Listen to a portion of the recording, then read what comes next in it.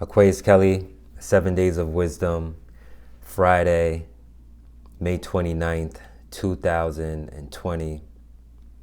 Over the course of the last 24 hours, I've felt a large amount of pain, hurt, and sadness, more than I felt in a number of years, at least 4 years since the passing of one of my sisters. And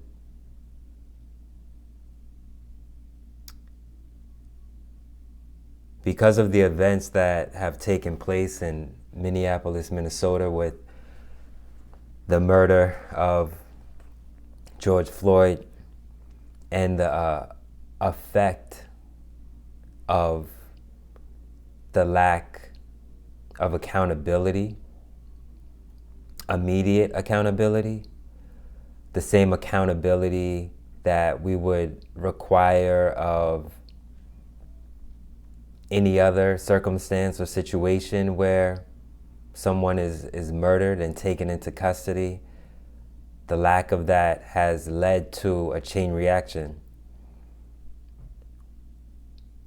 And that chain reaction has garnered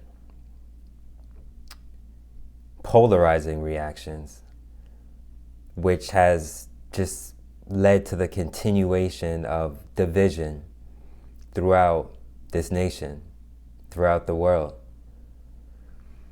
And for me, in my role and what I do, what I represent, what I like to feel I represent, it's always important that I look at these issues from multiple angles. Spiritually, metaphysically, emotionally, mentally, physically, literally what happened explicitly. And I feel that the people in my life help me to look at these things from these different angles. I spoke to several friends over the course of the last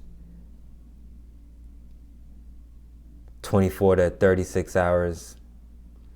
We've had different varying conversations as it pertains to the incident, the murder that took place, and pertains to the state of our communities, Black communities, communities of color, and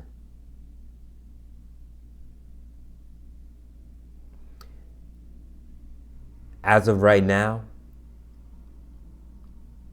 there has been news of the former officer's arrest. However, we must continue to apply pressure, because pressure is what expedited this arrest, which should have happened immediately. But without the proper pressure, this arrest would not have happened the way it did. So we see what had to be done in order to make the decision that needed to be made happen quicker.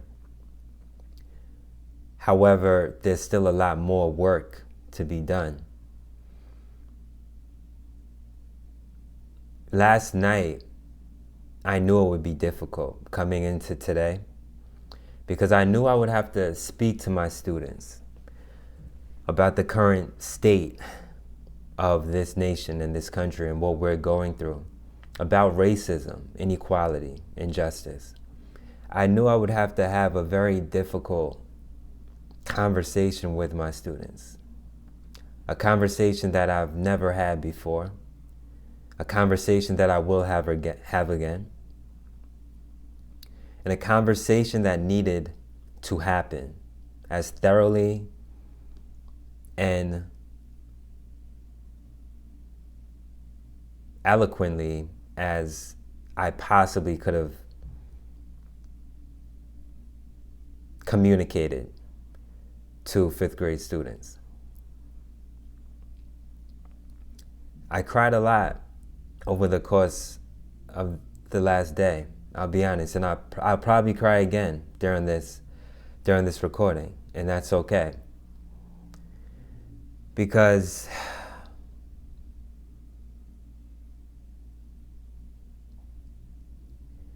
this one hit. This one hit. They all hit. This was so explicit. 9 minutes.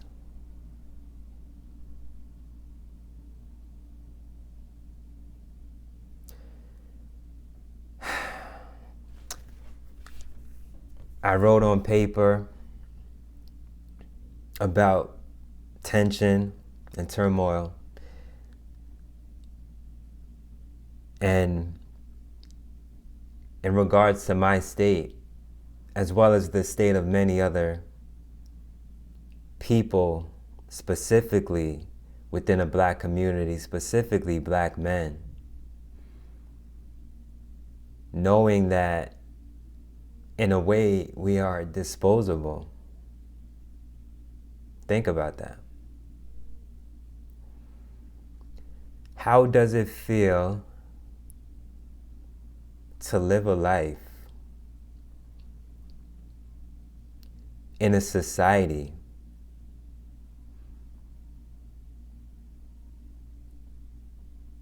that sees you as being disposable?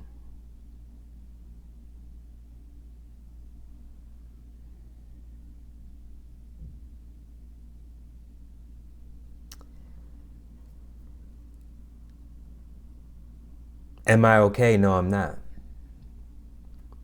Will I get better? Absolutely. I'm sure I will. I had to take time to really sit back and think, even before doing this video. I was going to do this video earlier today, but I decided not to do it until I spoke with my mother, because she always provides a level of insight and perspective that is multi-dimensional and multi-layered. And I'm glad I did that, because literally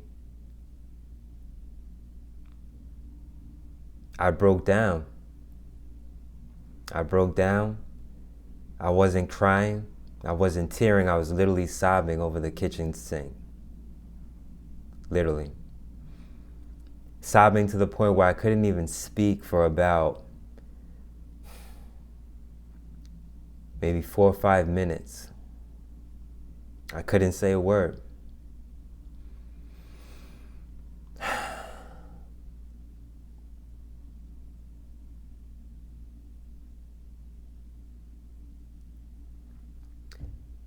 Felt like I lost a brother. And what's even more difficult is knowing that my brothers are being murdered across the country.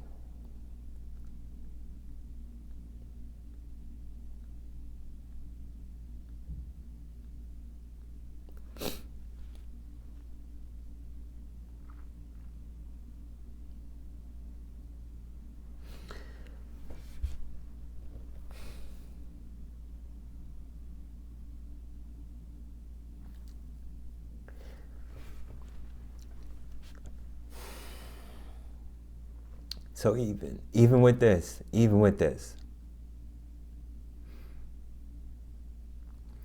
the reality of black men being murdered across the country is still a harsh reality.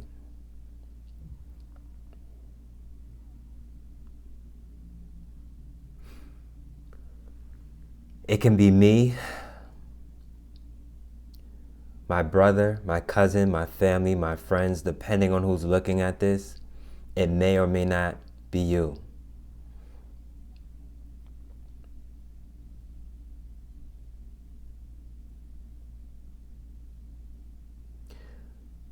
what are we to do?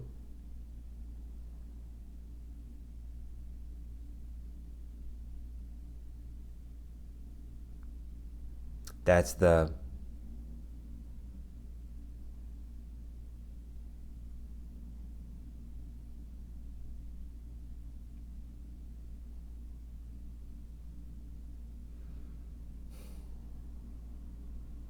ultimate question.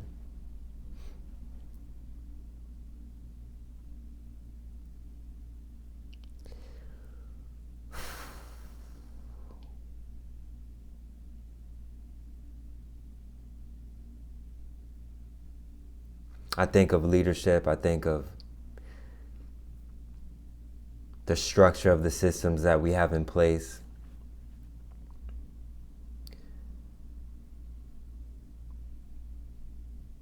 I'm not angry. I'm not upset.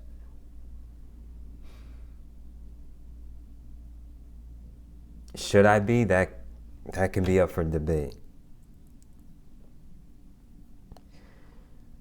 I'm all about solutions.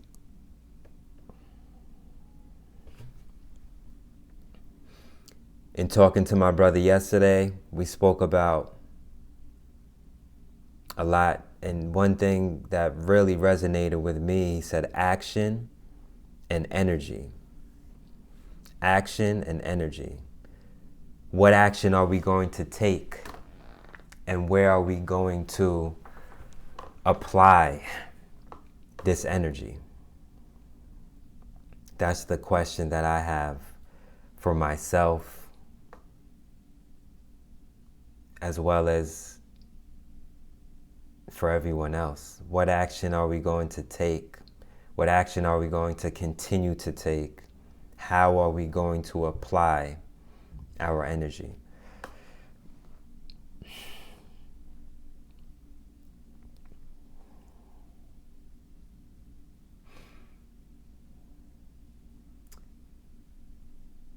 I'm still looking for answers. I will be looking for answers. I will be looking for solutions. That's just how I am. I do not foresee that stopping anytime soon. It never really has stopped since I was born. We will not find the answers right away. We will not find the solutions right away. But we must continue to do the work.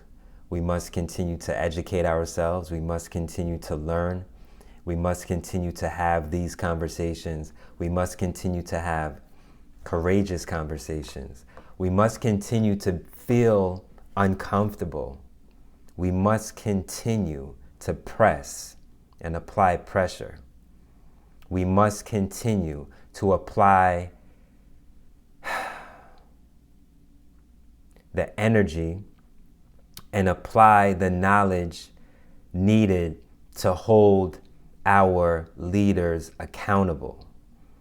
We must identify and get to know who is responsible for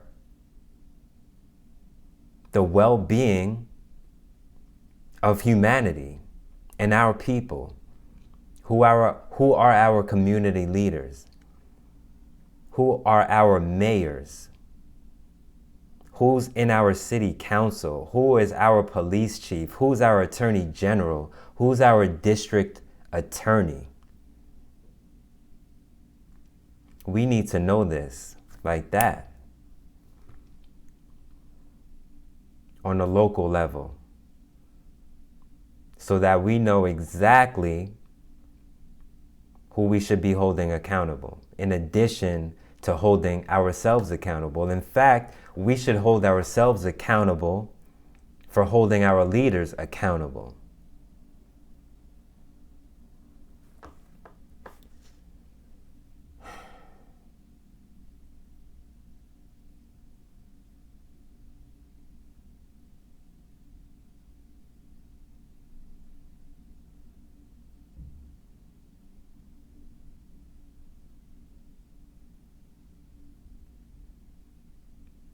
I shared yesterday that, in fact, it's right here.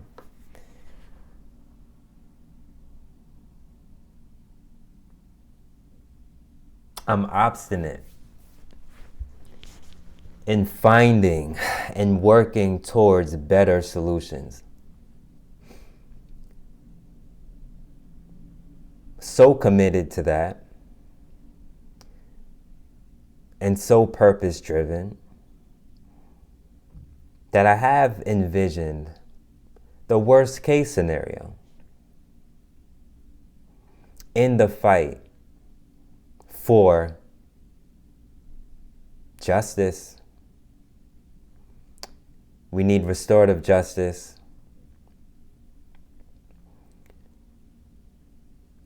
And as a black male, I have to ask myself, am I willing to die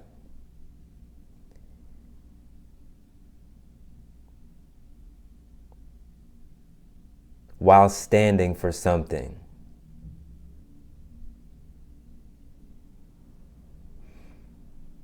That answer is yes.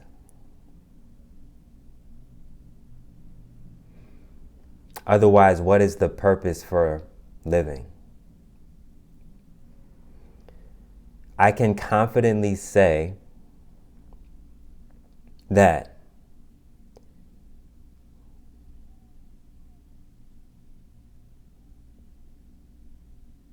the reason why I even do what I do is because I know the possibility of not being here. That's a possibility. So I have to prepare for that possibility as best as I can. And that's why every single day, I understand the importance of sharing our story, because our story lives on.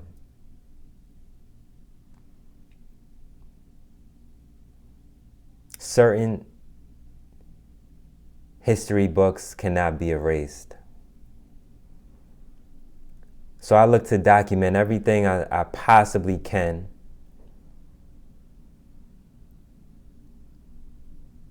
in an effort to share my story and perspective and narrative as a black man.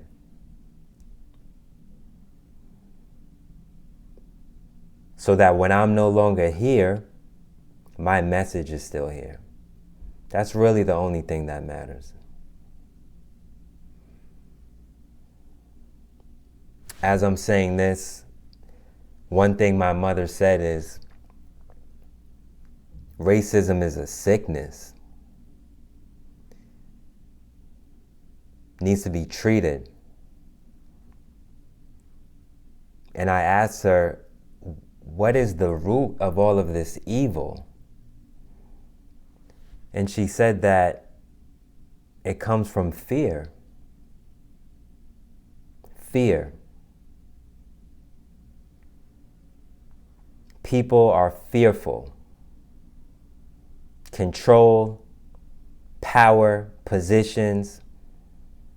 When that can be lost, people get fearful.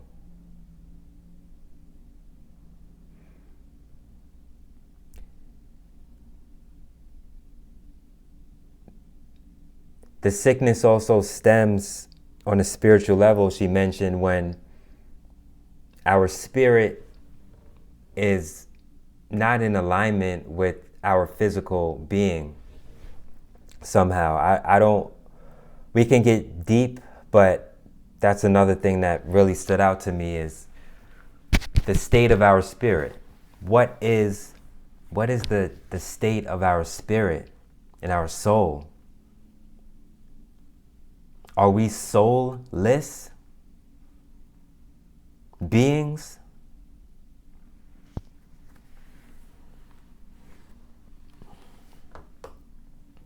So again, I like to approach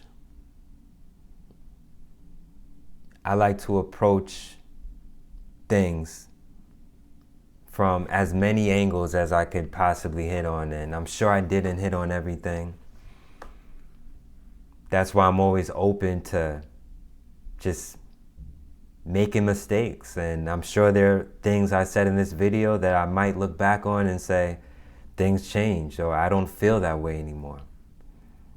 But in this moment, this is how I feel. And again, this goes back to another conversation I had with my mother. She said, just feel. Just feel. And that stuck with me, because when I'm upset, feel upset. I'm upset. It's okay. We can feel upset. Right? As long as we're not harming anyone or hurting anyone, let's feel upset. If we're angry, mad, let's feel that way. If we're hurt, if we're sad, let's feel that way. We're sad. Let's own up to that feeling of being sad, being hurt. We have to acknowledge those feelings in order to get over those feelings. We have to acknowledge it first. So today was not a good day. Yesterday was not a good day. The incidents that took place were not good. I'm not okay. It's not okay. This is the first time I have said I am not okay in years. Years. I am not okay. But I do know that I will be okay. I will get okay, and just like anything else, I'll get over this. We will get over this, but not get over it in regards to forgetting. I see getting over as improving. And then I ask myself, what do I need to do in my position where I'm at now to best share my gifts and talents in a way that can improve the condition of humanity? So right now I'm an educator. I make sure to speak to my students from the heart, with love, with compassion, and let them know that they are the future. They are our leaders. So that's what I do. There's no telling what is in store for the future. I don't know. But where I am right now, my job is to educate and uplift and prepare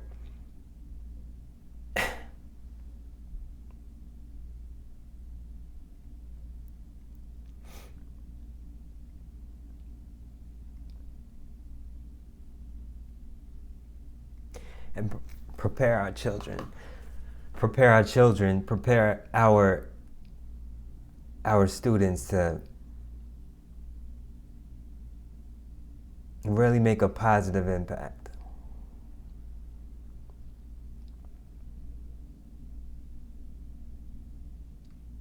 Because that's what we need.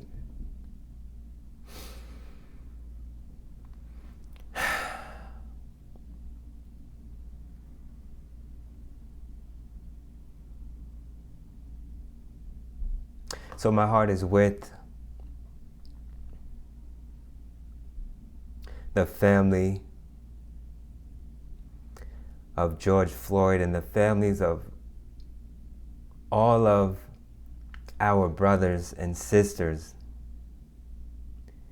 who have been murdered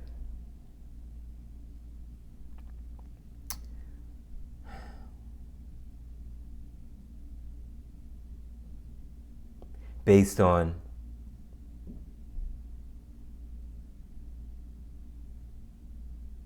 being black.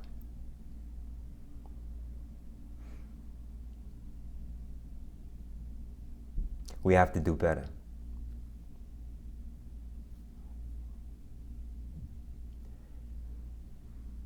We have to do better.